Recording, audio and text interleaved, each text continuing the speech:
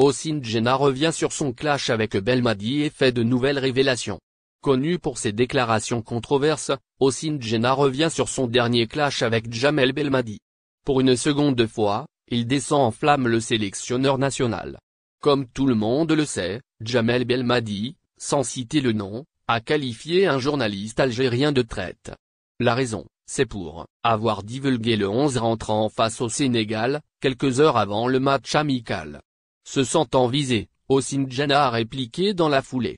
Il revient une nouvelle fois sur ce clash lors de son passage sur une émission sportive diffusée sur une chaîne de télévision privée. Belmadi n'a pas cité mon nom, certes, mais il a fait allusion en ma personne. Selon mes sources, je savais qu'il allait faire une telle déclaration à son arrivée à l'aéroport d'Alger. Et pourtant, il y a certains journalistes qui ont divulgué le 11 avant moi. Mais le sélectionneur national m'a visé moi uniquement car il ne m'aime pas depuis que je me suis interrogé pourquoi il ne réside pas en Algérie, contrairement à ses prédécesseurs. A-t-il déclaré. Avant de faire une autre grave révélation, j'ai un dossier lourd sur la CAN 2004 en Tunisie. Peut-être qu'il viendrait le jour où j'en parlerai en ce qui concerne les raisons de notre élimination et qui est le joueur qui s'imposait comme titulaire. Les maillots de l'équipe nationale ont été achetés dans un magasin. Ousine Djenna fait une autre grave révélation.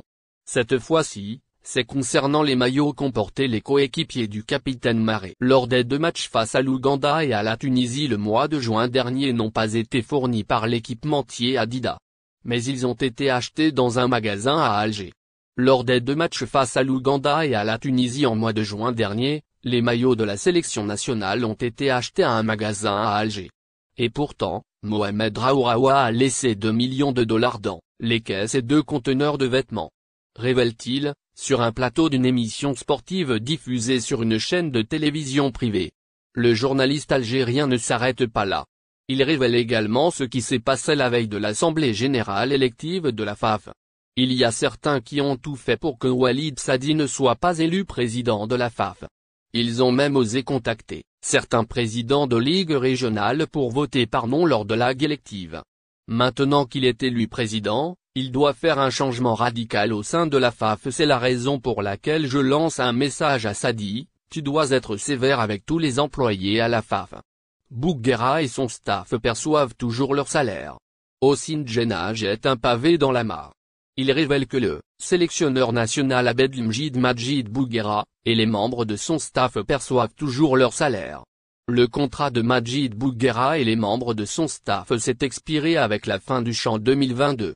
Mais ils bénéficient toujours de leur salaire et la FAF paye leur loyer à Alger de 45 millions par mois. Des voitures sont à leur disposition et on leur paye même les billets d'avion pour pouvoir venir en Algérie quand ils veulent. A-t-il déclaré et d'ajouter. Je n'arrive pas à comprendre pourquoi Bouguera et les membres de son staff perçoivent toujours leur salaire alors qu'il n'y a aucune compétition en vue pour la sélection des locaux, même le déroulement du CHAN 2024 est incertain en absence d'un